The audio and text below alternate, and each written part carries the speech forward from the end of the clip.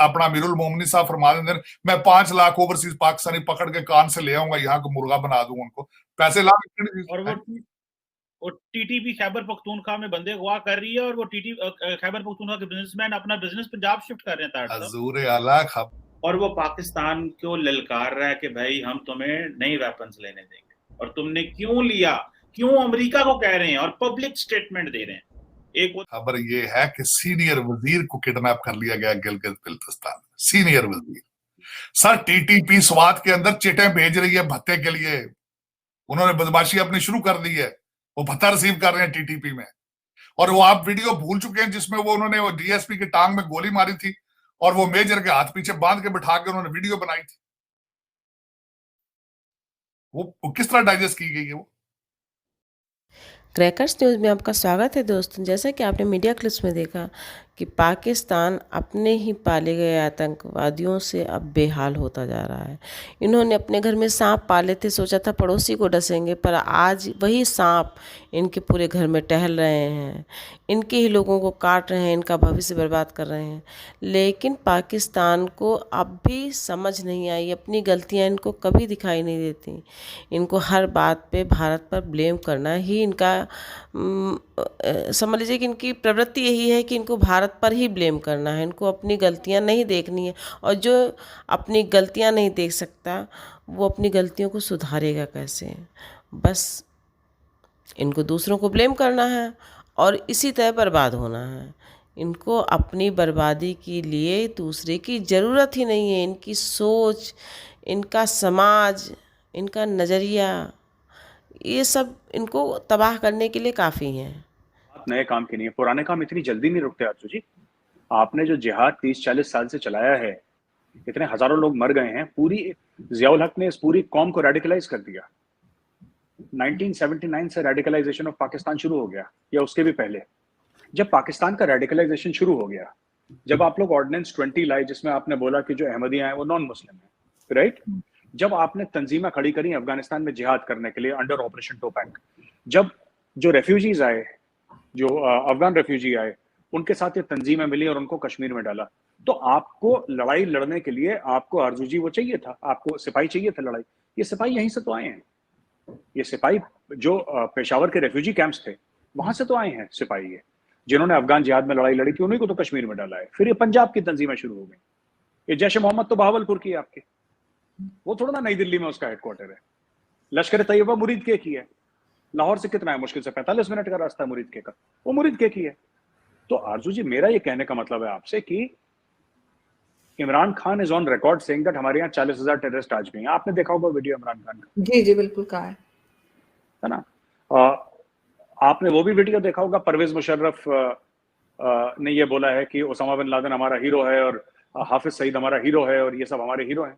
आपने सुना होगा वो, जब उन्होंने वो क्या नाम था, बड़ा भला सा नाम है, वजाद खान को इंटरव्यू दिया था। जी जी, वजाद खान साहब को जो इंटरव्यू दिया था, उन्होंने ये सब बोला है।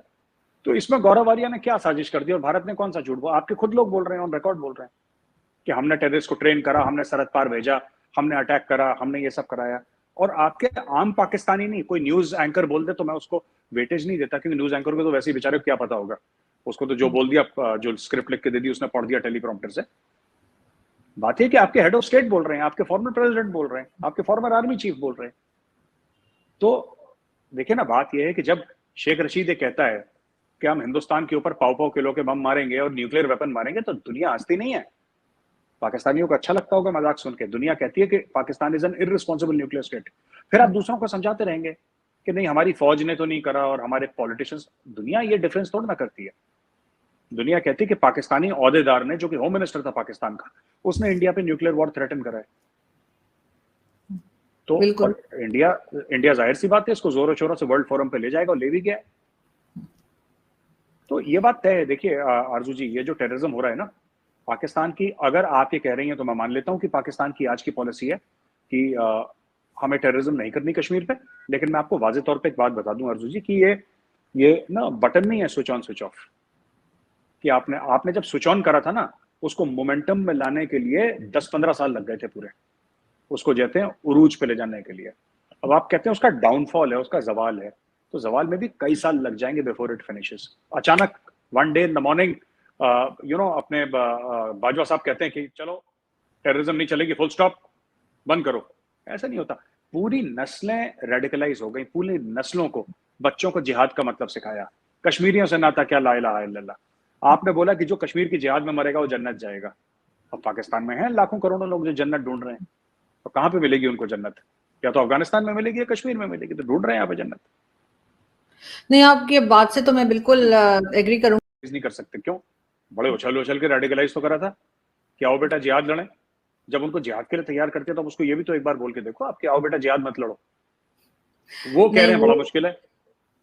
नहीं गौरव जी, देखें, जो सफेद कपड़ा होता है उसको आप ब्लैक कर सकते हैं, लेकिन ब्लैक को व्हाइट करना पॉसिबल नहीं होता। इसलिए मैं कह रही हूँ कि बहुत मुश्किल काम है कि दोबारा से इनके जो दिमाग खराब कर दिए वो ठीक किए जाएं। पॉसिबल नहीं लगता। तो कपड़ा बदलना चाहिए, फिर कुछ ना कुछ तो करना चाहिए आपको, क्योंकि इसके ऊपर आरजू जी कोई एफर्ट भी नहीं है डी रेडिकलाइजेशन। इसको गलत मानते ही नहीं। एक्चुअली क्या है कि इतना सिखाया गया है ज़िया-उल-हक के टाइम से पाकिस्तानियों को कि तुम जिहाद लड़ोगे, तुम मुसलमान हो, असला तुम्हारा जेवर है। ये इतना इनके दिमाग में फ्रॉड डाल दिया है वहां पे कि अब कोई क्या करेगा इसमें। What can you expect? वो बंदा ने सोचना ही वैसे है। अब वो काट खाएगा जो इसको कंट्रोल करने के लिए आएगा, उसको सिखाने आएगा, उसको काट खाएगा, वो उसको मार डालेगा। मुशर्रफ पे जो अटैक हुआ था वो किसने करा था? पाकिस्तानी एयरफोर्स वालों ने अटैक करा था। जो ब्रिज के ऊपर बड़ा फेमस धमाका हुआ था और अटैक हुआ था मुशर्रफ के ऊपर, किसने करा था? तो पाकिस्तानी एयरफोर्स।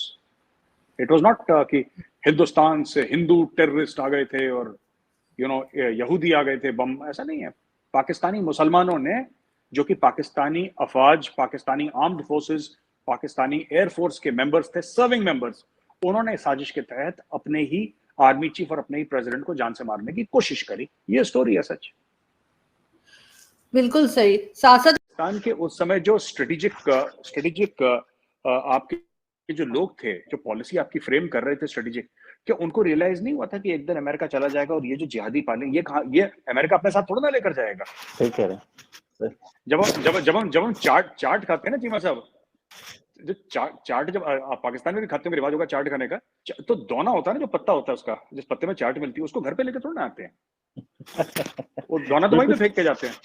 बिल्कुल सही कर दिया अमेरिकन ने कि टीएलपी के जो लोग थे या जो पूरी पार्टी थी उसको कहा गया कि जी ये बैन ऑर्गेनाइजेशन है, टेररिस्ट ऑर्गेनाइजेशन है, ये वो कहा गया। फिर खैर वो नाम हटाया गया उनके आगे से, और अब वो कराची में इलेक्शंस में भी हिस्सा ले रहे हैं और जीत भी रहे हैं। अफसोस की बात जो मुझे लगती है वो ये कि जीत रहे हैं, कि दोबारा से आप समझते हैं कि ये फिर पावर में आ जाएंगे, और अगर ये पार्लियामेंट तक पहुंच गए। प्रॉब्लम ये है ना कि दो ऑर्गेनाइजेशंस हैं। आपने बात करी लबैक की, ठीक है आरजू जी, आप कहती हैं लबैक वाले कराची में इलेक्शन जीत रहे हैं, वो और इलेक्शन जीतेंगे, वो मजीद इलेक्शन जीतेंगे। तो आपके लिए खतरे वाली क्या बात है कि टीटीपी और टीएलपी एक ही बात कर रहे हैं?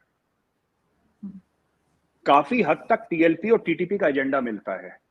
तो एक तरफ बॉर्डर पे आपको एक फोर्स अटैक कर रही है जिसके पास हथियार हैं, जिसके पास रॉकेट लॉन्चर्स हैं, जो रोज आपके फौजियों को मार रही है, बॉर्डर पे अटैक कर रही है, ठीक है। उसका नाम है तहरीक तालिबान पाकिस्तान, टीटीपी। उसको शह दे रहा है अफगान तालिबान, ठीक है, मिलिट्री एक्शन। दूसरी तरफ तहरीक लबैक, जो तहरीक तालिबान पाकिस्तान की ऑलमोस्ट मिरर इमेज है। आप उसको एक तरीके से, मतलब मैं ये नहीं कह रहा कि वो है, लेकिन एक तरीके से आप उसको पॉलिटिकल विंग ऑफ द तहरीक तालिबान पाकिस्तान कह सकते हैं लबैक वालों को, क्योंकि चाहते वही हैं। वो शरिया का निजाम चाहते हैं, वो ये मतलब उसमें, और काफी उनके फॉलोअर्स खैबर पख्तूनख्वा के भी हैं, जहां पे ज्यादातर टीटीपी वाले हैं, क्योंकि वो भी देवबंदी हैं। जो अफगान तालिबान एंड इवन तहरीक तालिबान पाकिस्तान, ये तो देवबंदी हैं सबके सब। तो मैं आपसे ये कह रहा हूं कि ये जो ऑर्गेनाइजेशंस है ना, ये आपस में आइडियोलॉजिकली मिली हैं, और कहीं ना कहीं अगर उनके 10 पॉइंट हैं, यानी कि तहरीक तालिबान पाकिस्तान के 10 पॉइंट हैं जो उनकी आइडियोलॉजी है, और तहरीक लबैक के 10 पॉइंट हैं जो उनकी आइडियोलॉजी है, ठीक है, इनमें से 10 में से करीब 5-6 तो इनके कॉमन है।